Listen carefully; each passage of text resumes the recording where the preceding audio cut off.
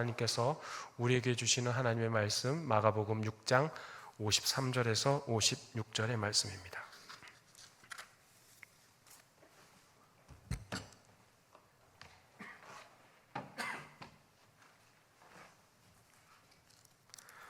마가복음 6장 53절에서 56절의 말씀이 하나님의 계시의 말씀을 한 목소리로 받들어 읽겠습니다.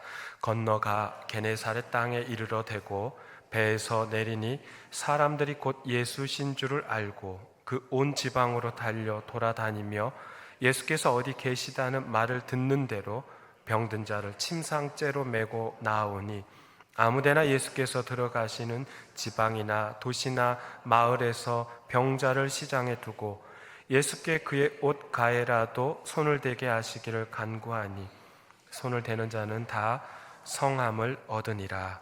아멘. 교회 여러분 평안하셨습니까? 이 자리에 함께 참석하신 우리 모든 교우님들, 우리 주님의 크신 사랑과 은총이 함께 하시기를 간절히 소망합니다. 불과 한두 주 전만 해도 많이 더웠는데 이제 드디어 가을과 아침과 저녁이 되면 선선한 바람이 붑니다. 가을이 되었습니다. 독서하기 참 좋은 계절입니다.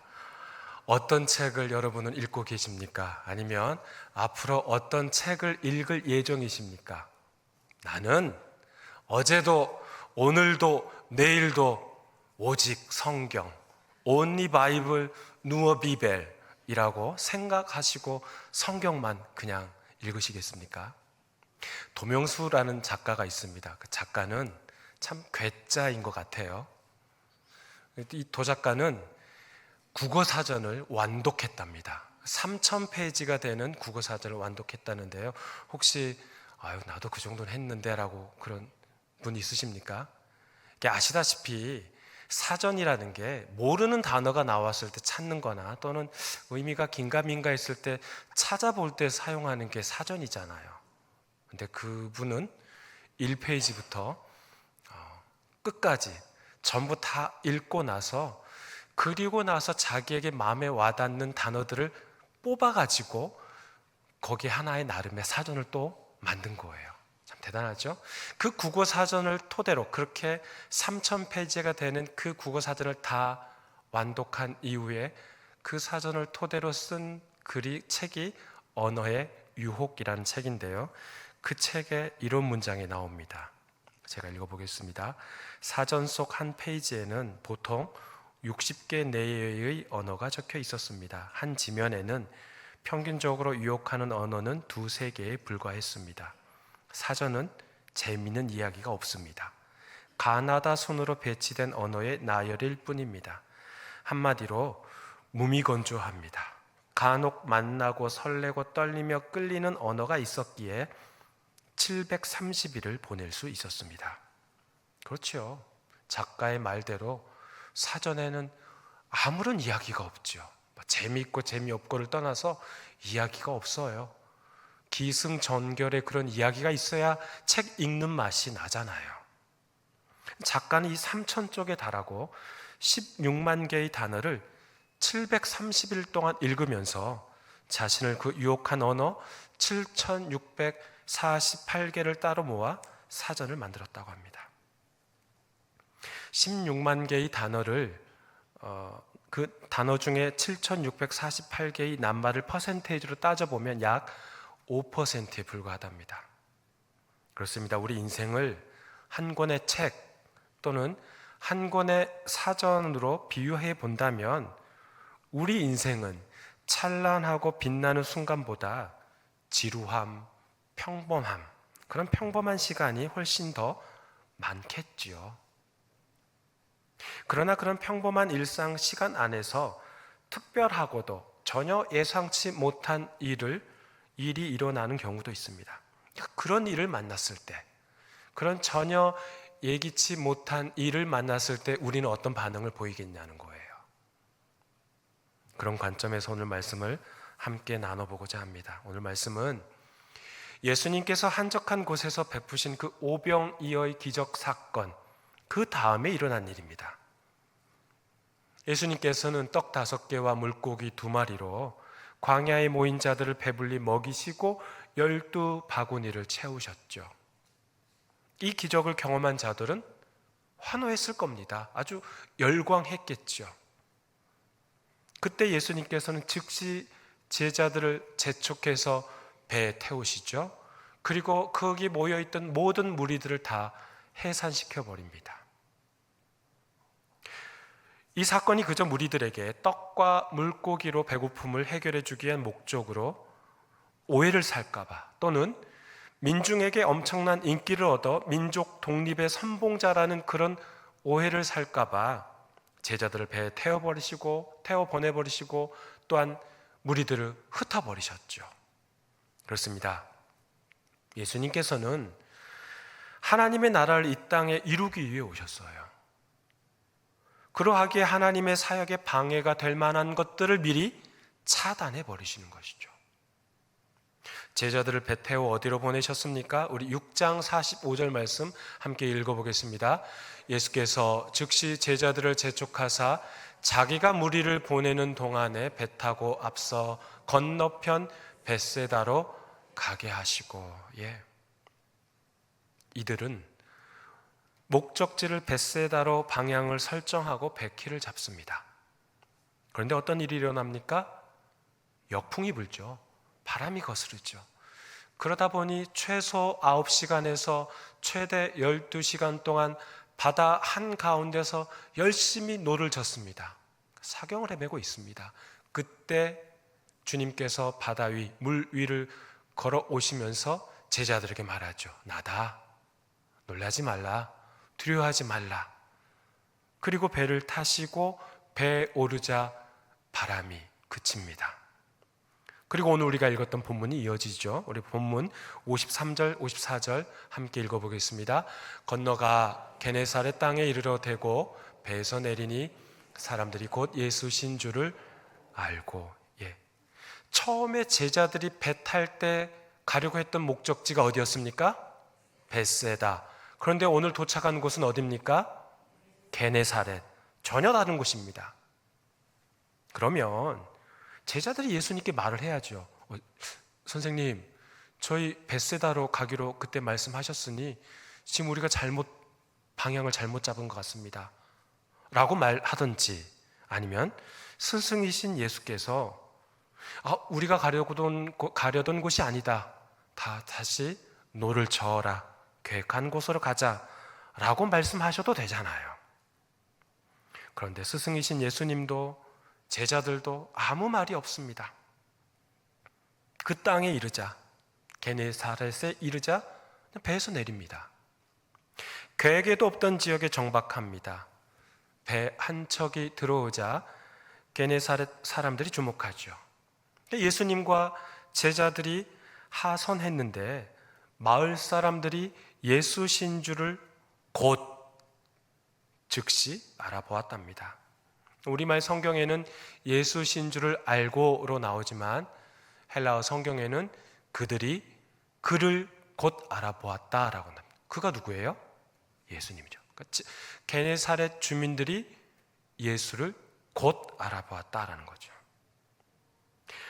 여러 사람이 배에서 내렸지만 이 마을 주민들은 오직 한 사람만 알아보았습니다. 그가 누굽니까? 예수시죠.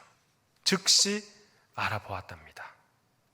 여러분, 예수님께서 주요 활동한 지역은 그 갈릴리 지역, 갈릴리 호수 지역입니다. 조금 더 범위를 좁히자면 위로의 마을이라는 그런 뜻을 지닌 크파르나훔, 가버나움에서 활동을 하셨습니다. 그리고 그 갈릴리 호수 건너편에 있는 이방 땅인 거라사 지역에서도 활동하셨죠.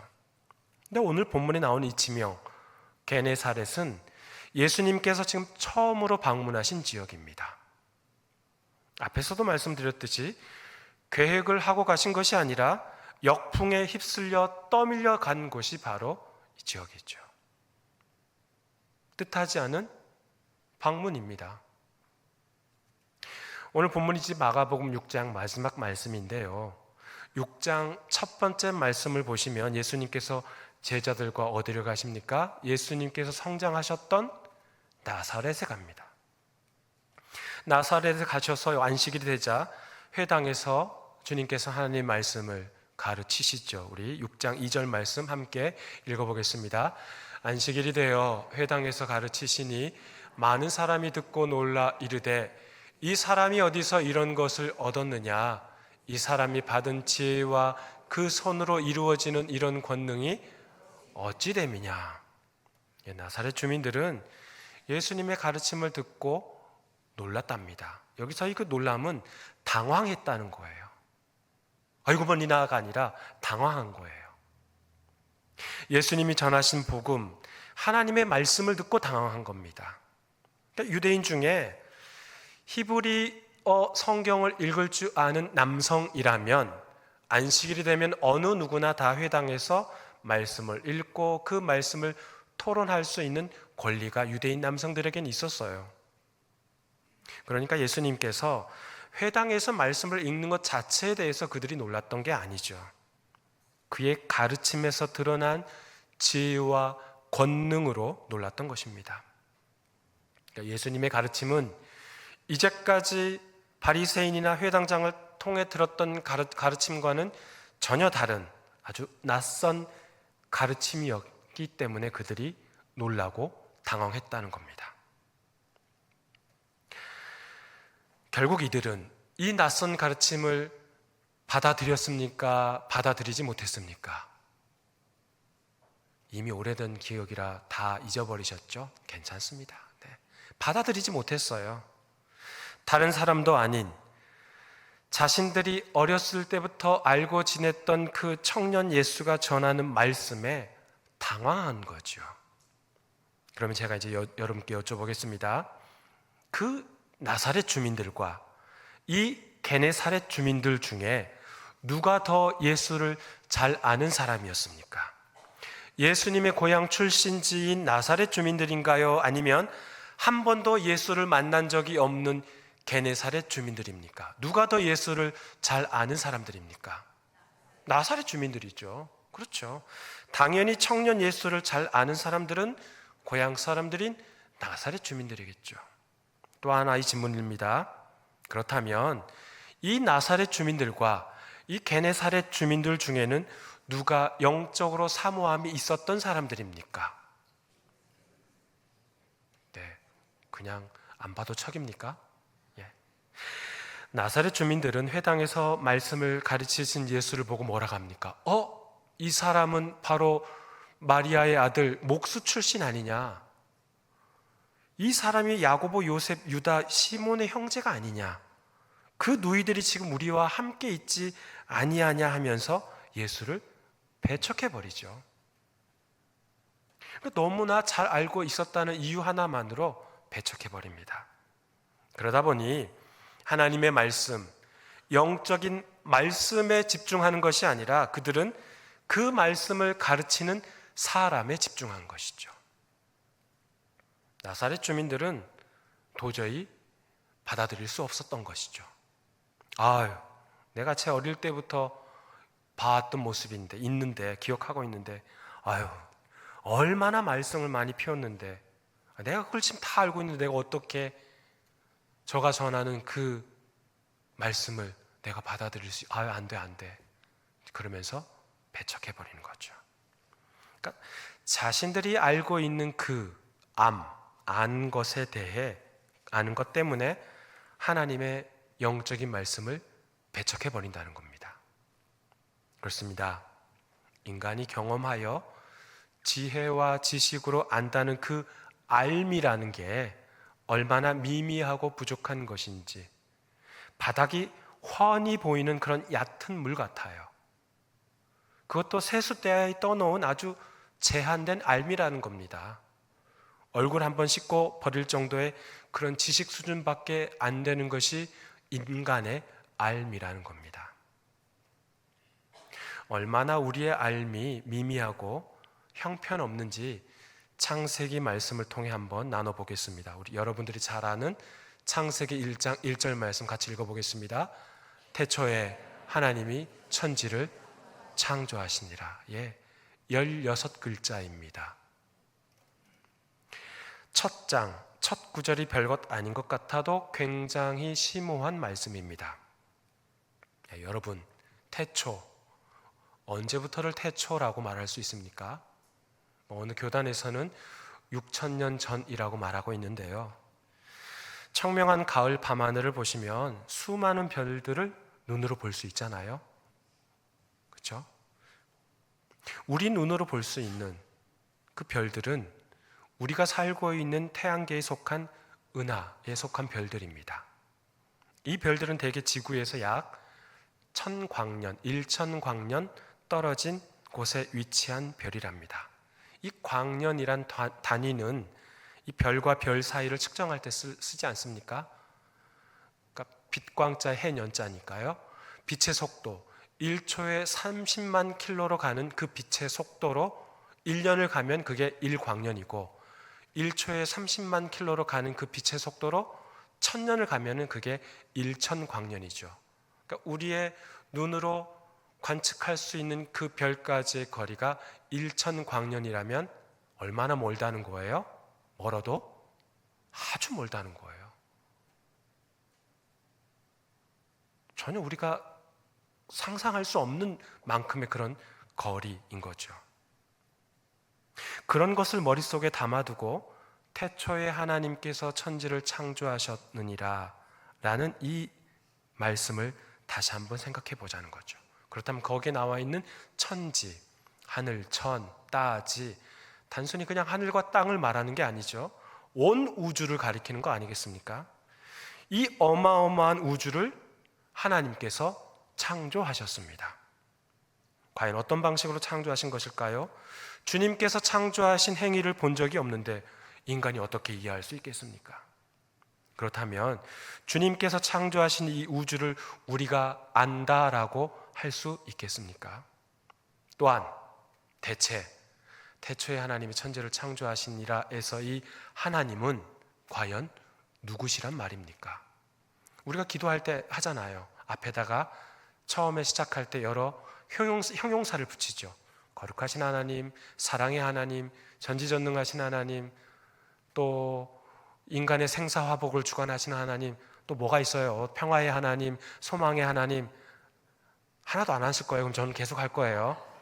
네, 뭐 여러 가지가 있잖아요. 우리와 함께 하신 임마누엘 하나님 등등. 그런 하나님 앞에 형용사를 붙여서 우리가 하나님의 속성을 표현한다고 해도 과연 우리가 하나님을 다 알 수 있겠습니까? 다 알 수 없죠. 그렇다면 창세기 1장 1절을 통해 우리는 4개의 문구를 읽었죠. 태초에 하나님이 천지를 창조하시니라.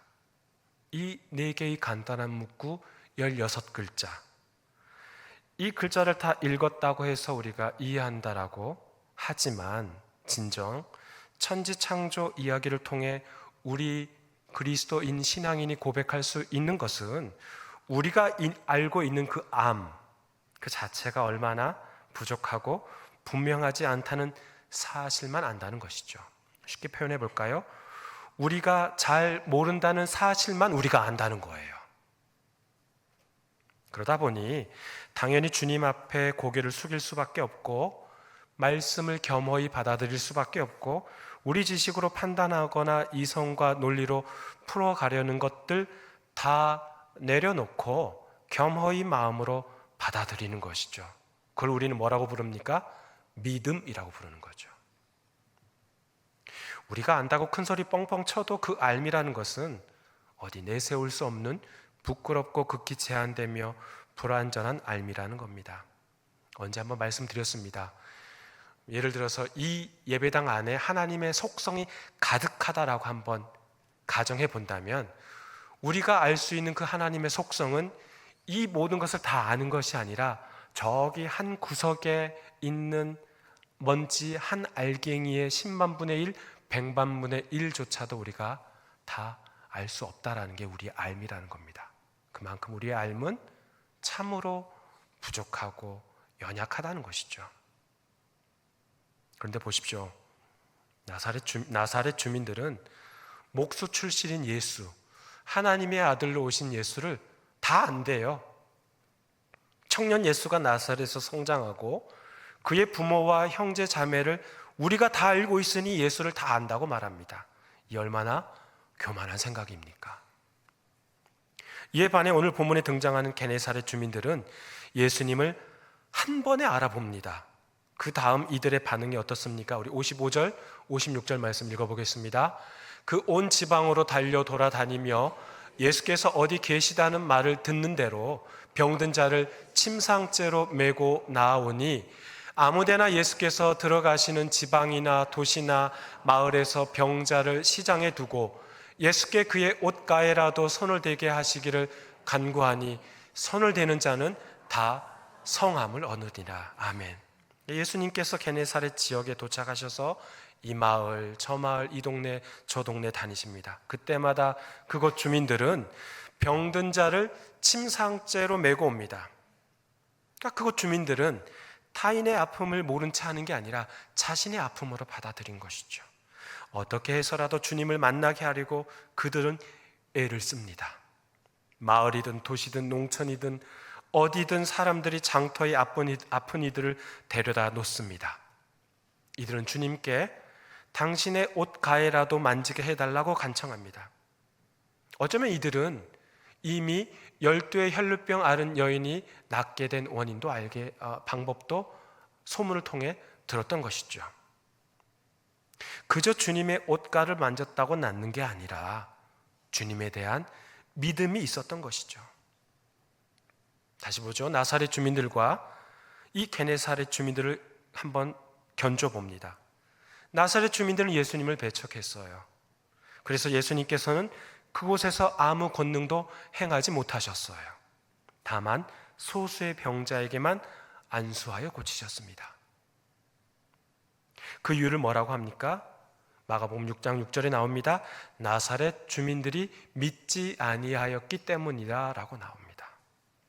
오늘 본문의 게네사렛 지역민들은 그 나사렛 출신의 예수님을 믿었기 때문에 다 성함을 얻었다라고 마가복음의 저자는 기록합니다. 그러니까 모두 병이 나았다는 거예요.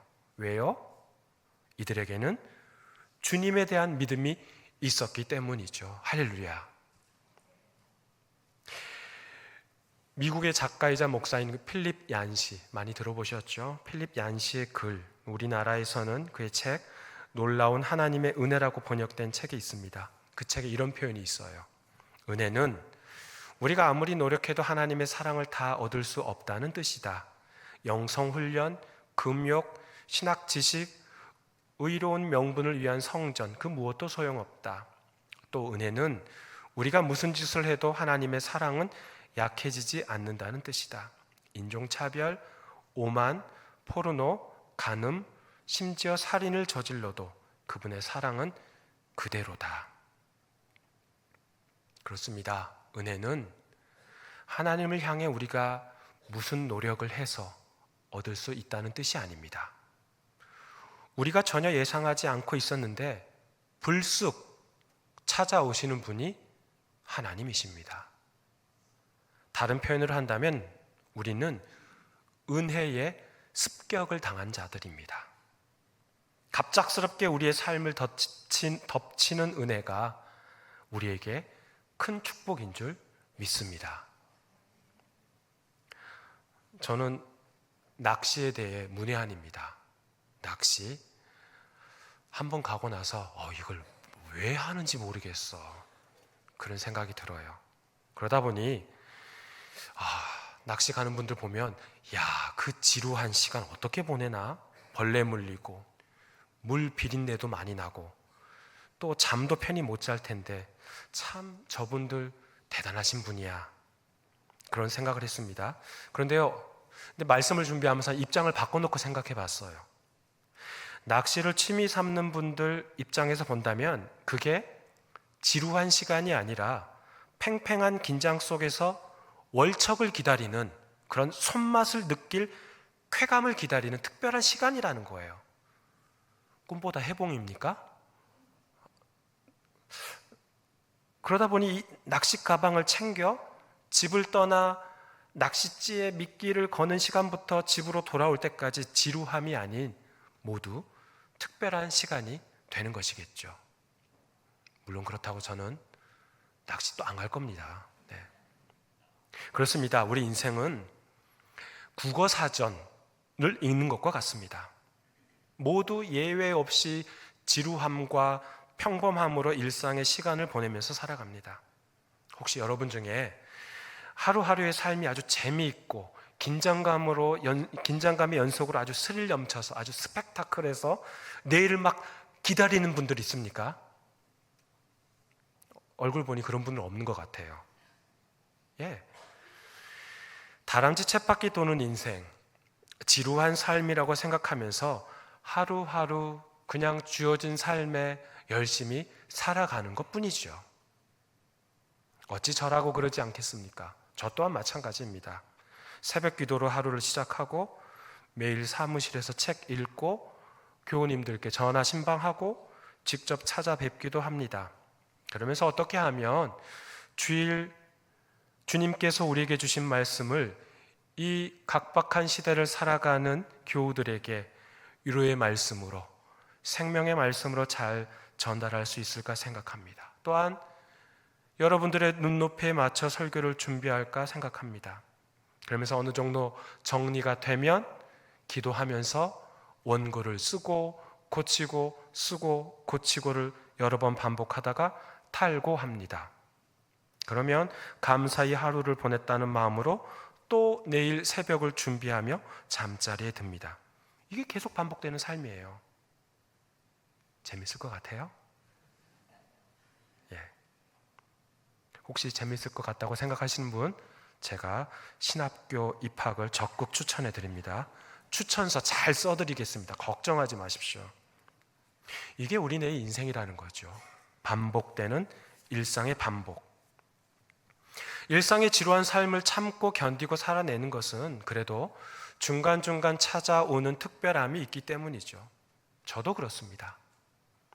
바쁘게 보내지만 반복되는 그런 목사라는 삶의 자리에서 오랜 기간 동안 출석하지 않았던 교우들이 뒷자리, 가장자리, 3층에 오셔서 조용히 예배 드리시고 가는 그 모습, 그게 바로 저한테는 감격 그 자체입니다. 여러분 보시기에 제 얼굴에서 그런 감정이 전혀 나올 것 같지 않다라고 생각하시는 분도 있겠지만 저 그렇게 차가운 사람 아닙니다. 또 예배 끝나고 저하고 눈을 마주치면서 마음을 다하여 인사하고 가시는 분들을 뵙고 나면 얼마나 감사한지 모릅니다. 다람쥐 쳇바퀴 도는 삶이지만 우리 교우님들을 통해 전혀 예기치 않은 그런 은혜를 주님께서 베풀어 주십니다. 오늘 본문의 게네사렛 지역민들에게도 매일 일어나는 삶은 반복이겠죠. 어부에게는 출항할 준비를 하거나 아니면 그물 손질을 하거나, 어부를 남편을 둔 아내는 그 잡아온 물고기를 손질하거나 말리거나 그러겠죠. 아이들은 열심히 뛰노는 게 그들의 반복되는 일상의 삶이죠. 그런 똑같은 일이 이어지다가 갑작스럽게 찾아오신 그런 예수님의 출현으로 이들은 넘치는 은혜를 누리게 되었습니다. 전혀 예상하지 못한 그런 주님의 방문으로 인해 이들은 말로 표현할 수 없는 그런 은혜를 받게 된 것이죠. 사랑하는 교우 여러분, 갑작스러운 주님의 방문에 놀라지 마십시오. 내 안 깊숙이 파고드는 그 은혜의 습격, 은혜의 침투가 내 자아만 알고 이기적인 생각만 갖고 있던 그 모든 것을 무장해제시킬 겁니다. 전혀 예기치 못한 상황으로 주님께서 우리를 이끄실 때 그저 순순히 따라가시면 됩니다. 그러면 우리 주님께서는 여러분에게 넘치도록 은혜를 베풀어 주실 줄 믿습니다. 그 은혜를 마음껏 누리며 살아가시는 여러분 되시기를 주의 이름으로 축원합니다. 하나님 아버지 감사합니다. 다람쥐 쳇바퀴 도는 그런 지루함의 일상의 연속 가운데서 예기치 못한 그러한 방문으로 많은 은혜를, 넘치도록 은혜를 받은 게네사렛 주민들처럼 은혜의 습격, 은혜의 침투를 우리에게 허락하시는 주님을 찬양합니다. 주의 말씀 안에서 우리가 살아가면서 그 은혜를 누리며 베푸신 그 은혜를 주변 일들과 함께 나눌 수 있는 저희들의 삶이 되도록 인도하여 주옵소서. 예수님의 이름으로 기도하옵나이다. 아멘.